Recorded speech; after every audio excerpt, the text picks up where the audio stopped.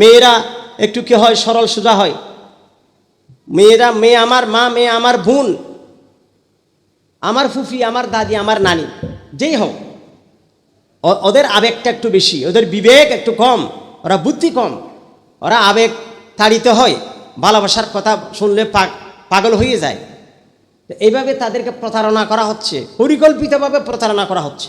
আপনাদের সকলকে সতর্ক করতেছি, আপনার বোন, আপনার মা, আপনার স্ত্রী, আপনার কন্যা কোথায় যায়, কার সাথে কথা বলে, কার সাথে সম্পর্ক করে, ওই ছেলেটা মুসলমান না হিন্দু বা বিয়ে বহির্ভূত কারোর সাথে তো সম্পর্ক করার কথা না।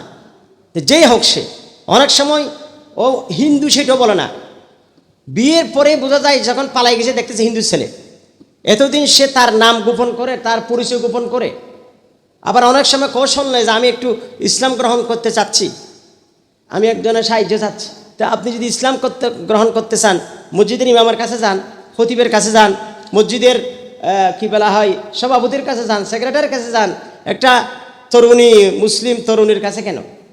এইভাবে তাদেরকে আবেগ তাড়িত করে যে আমি ইসলাম গ্রহণ করতে চাচ্ছি, বোন আমাকে একটু সাহায্য করেন। এইভাবে সম্পর্ক ঠুপ দেয়, বড়শি দেয়, বড়শি গিললেই শেষ।